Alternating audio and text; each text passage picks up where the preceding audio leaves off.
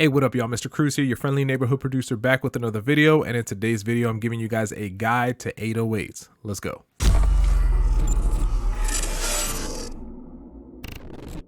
All right, so for 808s, I'm gonna show you guys exactly what I put on my chain, but the main thing that I wanna show you guys in this video is how to tune your 808s properly. But I feel like a lot of videos really miss out on a key aspect of tuning your 808s, and that's actually using the tuner. So I'm gonna show you guys how to do this in this video, but also showing you guys how to come up with patterns and also like what to throw on your mix channel. All right, so first off, I'm gonna show you guys, I got these two 808s right here that I'm gonna be using for today's video's example. This one right here that just says 808, that's the one that I wanna use. This other one is here as an example on like how to tune it. So that one's not messed with at all. There's no processing on it. But here is the beat that we have so far. So let's take a listen.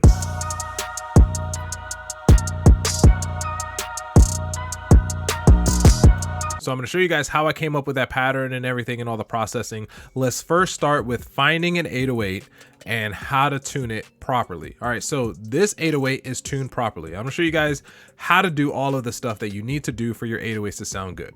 So in FL, this is kind of the way to do it, right? This is kind of what everybody does. Once you have your sample in here, you're going to go over here, right, to our envelope, and you're really going to set it to set the attack to 0, set the hold as high as it can go, and then everything else to 0. So it kind of comes up with this square.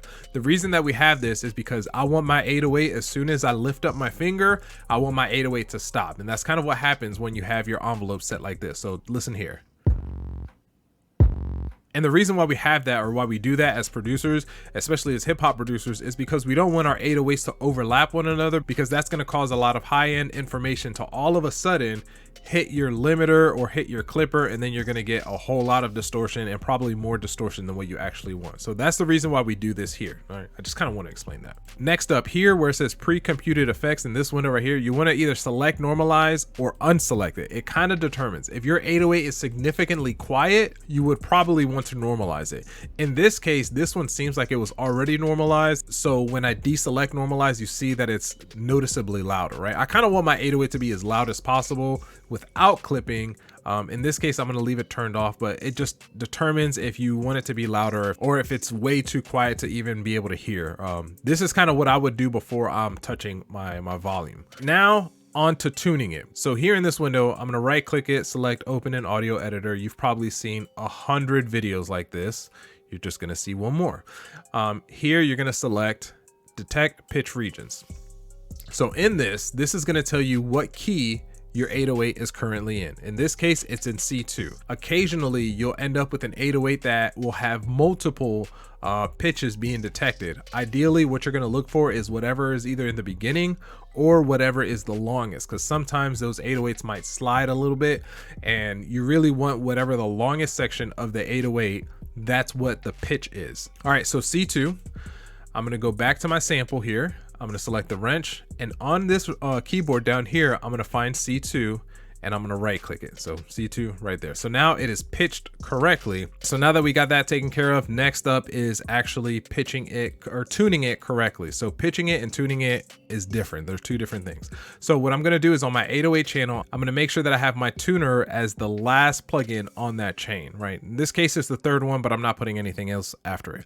So on my keyboard, I want to hit C2. Actually, one more octave down. Actually, I'm gonna hit 2 more so it's more comfortable for me to hit it. Okay, so here is why you want to use your tuner. And actually, I'm gonna leave my tuner up. I'm gonna leave my tuner open while actually having this one open here, because we're gonna use both of these two together. And close this because I also want my information panel here to be able to see that. So I'm gonna hit C2, and it's detecting C2. The problem is, up here, it's detecting it as plus 25 cents. So what I'm gonna do is over here in my sampler window, I'm gonna go here where it says pitch, and you see how it turns to cent over there. I'm gonna do the opposite of whatever it says here. So if this is plus 25, I'm gonna turn this down negative 25. And ideally, I want it to rest in between these two, but if it can land dead smack in the shaded area here, that's even better. So now let's hit C2. Man, that looks even better. So look, minus 25 or minus 5. Let's see if I can turn down or plus 5. I'm gonna see if I can turn it down 5 now. There, we have a perfectly tuned 808. Now, the reason why this is important is because you might have done everything else that I've just shown you, or everything else that some other producer, tutorial, whatever has shown you, and then when you listen back to the 808, it still sounds off, or like something still doesn't sound right. If you do this part, then I guarantee your 808 will sound clutch. Last thing up is we're gonna come up with a pattern. So this is what my 808 pattern looks like right now, and I'm gonna show you guys how I kind of came up with it. So let's go ahead and I'm gonna go ahead and delete this here for now. I'm gonna go here to my kick. This is literally all I do whenever I'm coming up with my 808 patterns, is I'm gonna copy what I have for my kick, and then I'm gonna go to my 808 and make sure I pick that one, and then I'm gonna paste it. And that's literally it. So after I have it pasted, I'm gonna Control A to highlight everything, and then Control L to do the forced legato. And as it stands right now, let me see, this beat is at B major. So I'm gonna set it down to, let's keep it at B and see if B will sound good. So now let's listen. Let's take it down one more.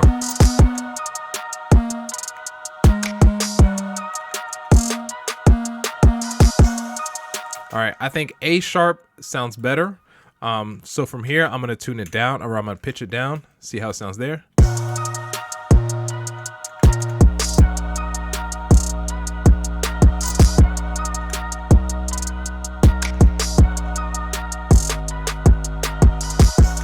Actually, you can kind of see the ghost notes in the back that I wasn't even paying attention. I promise you, I was not paying attention to that. But yeah, that seems like that's the appropriate or the good spot for it to be it. So from here, I'll just kind of like, as you can kind of see from my ghost notes, I'll pitch some stuff up or some stuff down just to kind of give it a little bit more flair. But ideally, if I'm in a bind or if I'm confused, I can always just stick to the root note, and sticking to the root note should sound good. So in this case, even though it's B major, I think that's A sharp minor is what it would be, but hitting it at A sharp should sound good.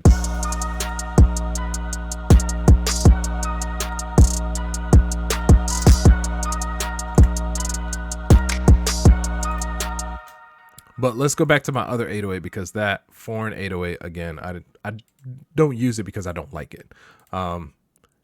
So now my 808 sounds like this.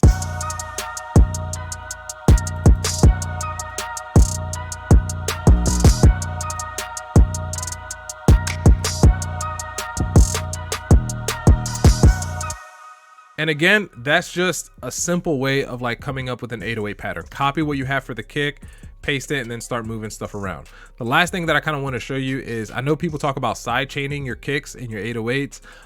I try not to do that. Not that like it's a bad thing to do, but I don't do it. What I have found that works is literally just adding a bit of an attack to your 808. Because if you're creating a pattern just like I'm doing, where like every time the kick is hitting, the 808 is also hitting. If I do this, where I'm just adding a little bit of an attack so that that 808 kind of waits a millisecond or a couple milliseconds before it actually kicks in, you should have no need or no problem in your mix without the use of a sidechain. So.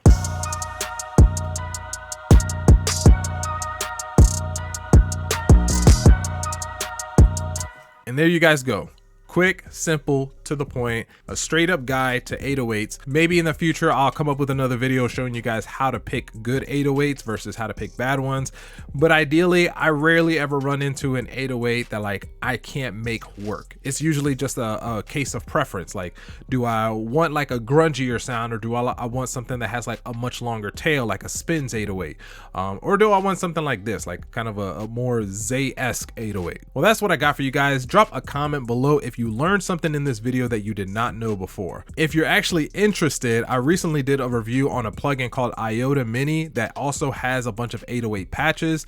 Go check that video out if you're interested in creating an 808 without the use of samples. Other than that, it's your boy Mr. Cruz, out.